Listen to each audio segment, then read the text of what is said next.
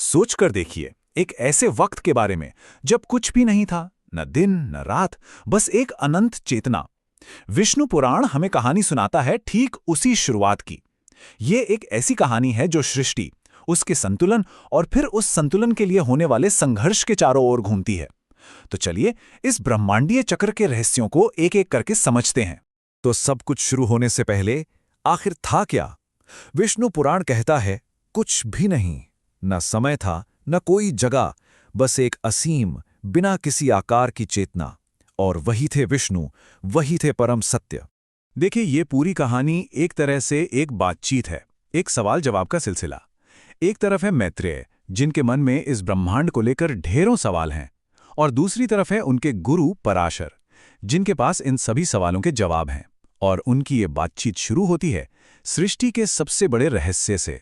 मैत्रेय का सवाल बहुत सीधा था कि आखिर ये दुनिया बनी कैसे, इसका असली रूप क्या है। अब ये सुनने में तो एक सवाल लगता है, लेकिन सच पूछिए तो ये वो नींव है जिस पर विष्णु पुराण की पूरी इमारत खड़ी है। तो पराशर बताते हैं कि कैसे उस एक चेतना से ही सब कुछ बना। सबसे पहले एक चिंगारी जली, जिसे महत कहते हैं, यानी ब्रह्मांड की बुद्धि।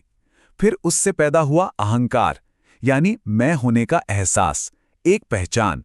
और बस फिर एक एक करके प्रकृति के वो 24 मूल तत्व बनते गए, जिनसे हमारी दुनिया का हर एक कण बना है।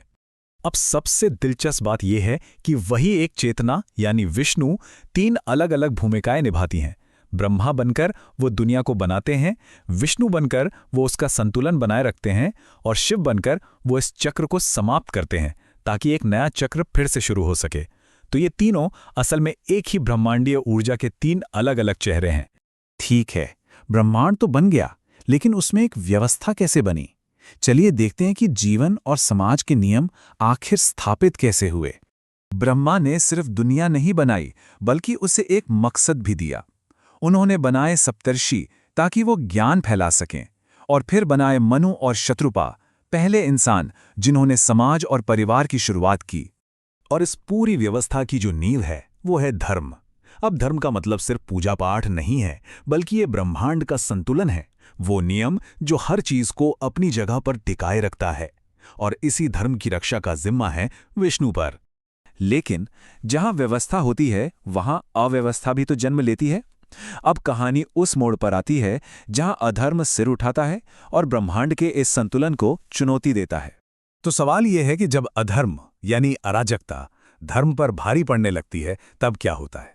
यहीं से कहानी में पहला बड़ा संकट आता है। और हालत इतने ज्यादा बिगड़ गए कि पाप के बोझ से धरती अपना संतुलन ही खो बैठी और अराजकता के उस ब्रह्मांडीय सागर में डूब गई। इस संकट को और गहरा बनाने के लिए पृथ्वी को यहाँ एक माँ के रूप में दिखाया गया है, जो मदद के लिए पुकार रही है।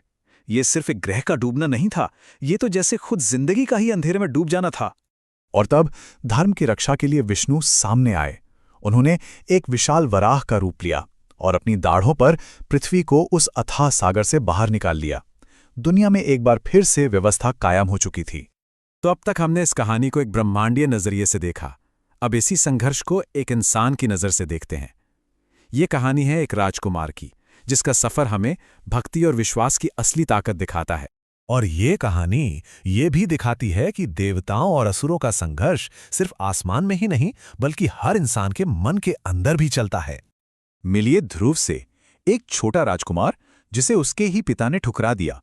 दिल टूटने पर वो अपनी माँ की सलाह मानकर विष्णु को खोजने के लिए निकल पड़ा।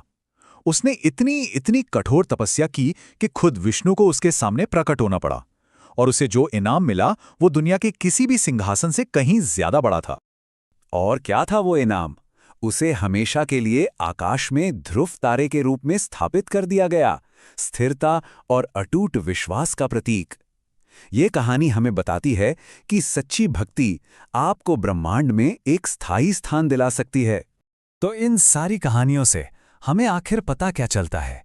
बस एक सीधी सी बात कि ये चक्र हमेशा चलता रहता है। और यही विष्णु पुराण का मूल संदेश है। जब जब अच्छाई पर बुराई हावी होगी, जब जब संतुलन बिगड़ेगा, तब तब मैं यानी विष्णु अवतार लूंगा। यह एक वादा है जो इस ब्रह्मांडीय चक्र को हमेशा हमेशा चलाता रहता है। तो क्या कोई भी अंत सच में आखिरी होता है, या फिर हर अंत एक नई शुरुआत का ही संकेत है? विष्णु पुराण के अनुसार ये चक्र अनंत है।